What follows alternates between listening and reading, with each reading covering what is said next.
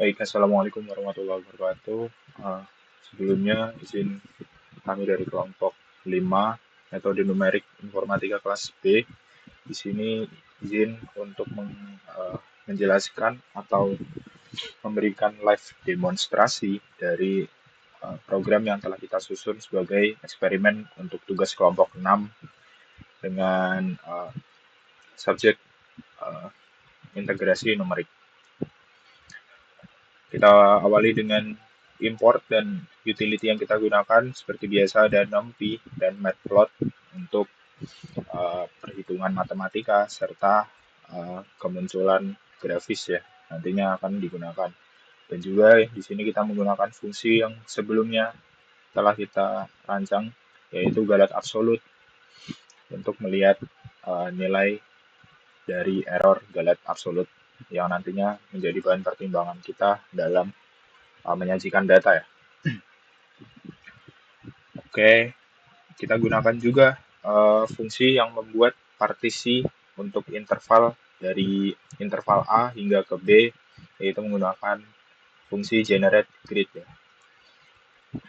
Setelah itu kita definisikan remain left, right, midpoint, dan nantinya yang kita gunakan hanya remain left sebagai hasil perbandingan di hasil eksperimen nanti. Setelah itu kita definisikan fungsi trapesium atau metode trapesium dan juga Simpson. Dan nantinya kita gunakan Simpson yang menggunakan rumus dasar Simpson sepertiga composite.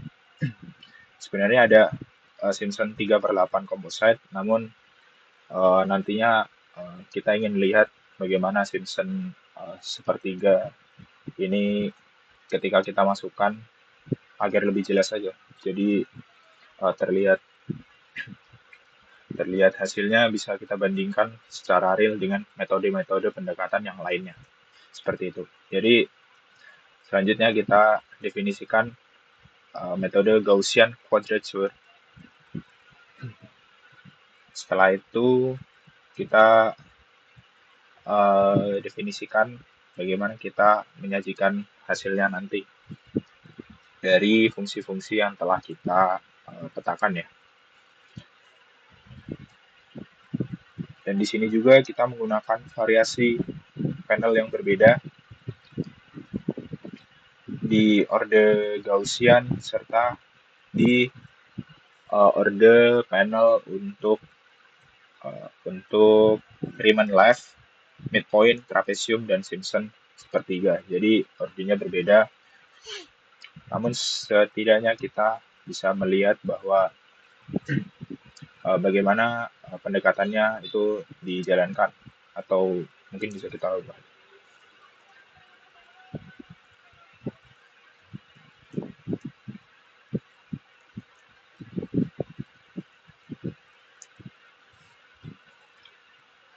Oke, untuk eksperimen fungsinya sebagai berikut. Kita akan run.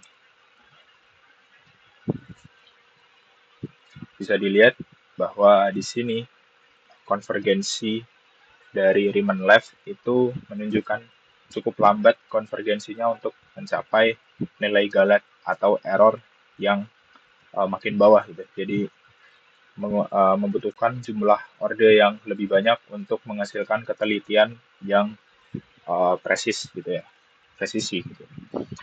Di sini hampir kita melihat kesamaan di kedua metode yaitu midpoint dengan trapesium. Namun di sini kita lihat galat atau error yang diakibatkan itu hampir tipis nilai galatnya. Dan juga penurunan konvergensinya itu membutuhkan jumlah atau panel orde yang lumayan banyak gitu. Dan kalau kita lihat di Simpson 1/3 composite, kita bisa lihat semakin banyak panel atau orde yang kita manfaatkan atau kita jadikan uji sampel, maka bisa dilihat error atau galat yang dimunculkan itu juga semakin menurun. Dan yang paling berbeda yaitu metode Gaussian.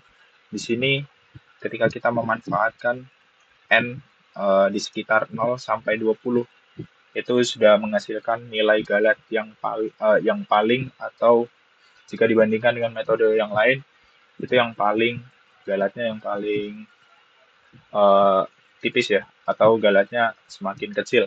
Artinya presisi yang dihasilkan dengan presisi yang dihitung menggunakan metode Gaussian ini terbilang presisi karena memiliki error yang minimal. Itu untuk F1 yaitu eksponensial pangkat X ya. Dan fungsi kedua, bisa kita lihat di fungsi kedua kita menggunakan fungsi sinus X. Jadi di sini hampir sama seperti sebelumnya, Riemann left itu memerlukan jumlah panel atau orde yang banyak untuk bisa uji sampel yang banyak atau orde yang banyak untuk bisa mendapatkan galat yang optimal. Dan kalau kita lihat di sini dari keempat metode ini, midpoint, trapezium, Simpson, dan Gaussian, di sini kita bisa lihat bahwa yang paling optimal atau yang paling stabil itu tetap kita bisa katakan bahwa Gaussian adalah yang paling stabil karena di orde 0 dia sudah memiliki galat yang sama untuk orde selanjutnya yaitu sampai 120 dan seterusnya. Itu untuk fungsi kedua, dan fungsi ketiga yaitu fungsi pangkat yaitu 1 plus X kuadrat. Jadi di sini kebalikan dari fungsi sinus ya yang tadi. Di sini kita masih sama, Riemann left justru menghasilkan log error galat absolut yang ketika dia makin bertambah n-nya, maka dia akan naik ya. Jadi galatnya semakin besar gitu. Dan di sini perbedaannya dengan fungsi-fungsi lainnya, galat yang dihasilkan di sini Riemann left lebih tepat untuk bisa kita gunakan atau lebih presisi dalam perhitungan karena di sini kita menggunakan orde yang sedikit serta menghasilkan galat yang sangat tipis ya, atau galat yang kecil dibandingkan dengan keempat metode yang kita bandingkan tadi. Untuk kesimpulannya, ketika fungsi itu berbentuk fraction atau pembagian, mungkin lebih baik menggunakan Riemann left ya, karena menghasilkan galat yang kecil sehingga nanti hasil perhitungan untuk data yang kita gunakan nanti akan lebih presisi. Dan untuk sinus X tetap yang paling stabil itu menggunakan Gaussian quadrature ya. Dan untuk fungsi eksponensial sama seperti fungsi sinus X, yaitu lebih optimal menggunakan